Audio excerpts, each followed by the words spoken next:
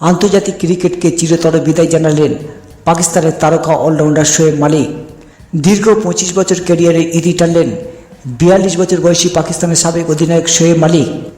1999 সালে ওয়েস্ট ইন্ডিজের বিপক্ষে আন্তর্জাতিক ওয়ানডে ক্রিকেটে পা রেখেছিলেন তিনি। এরপর 2001 সালে বাংলাদেশের বিপক্ষে টেস্ট ক্রিকেটে অভিষেক ঘটে তার। আর 2006 সালে ইংল্যান্ডের হয়ে টি-20 ক্রিকেটে পা রাখেন তিনি। সর্বশেষ জাতীয় দলের হয়ে 2021 সালে বাংলাদেশের বিপক্ষে শেষ টি-20 ম্যাচ খেলেন তিনি।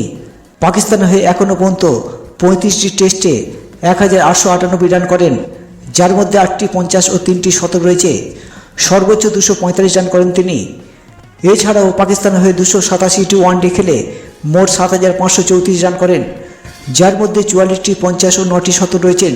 সর্বোচ্চ 143 রানের ইনিংস রয়েছে তার। 124টি পাকিস্তানের হয়ে টি-20 ম্যাচ খেলে 2435 রান করেন তিনি, যার মধ্যে 9টি অর্ধশত রানের ইনিংস রয়েছে। সর্বোচ্চ 75 রান করেন তিনি। পাকিস্তানের হয়ে 3 ফরম্যাটে 11,000-এর বেশি রান করেন তিনি।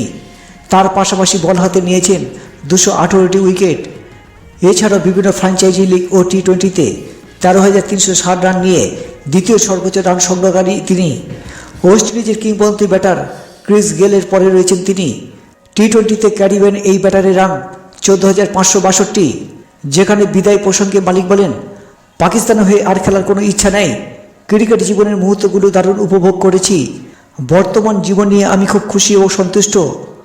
জাতীয় দলের কোচিং করানোর কোনো আগ্রহ আমার নেই, তবে ঘরোয়া ক্রিকেটে মেন্টর হিসেবে কাজ করতে চাই।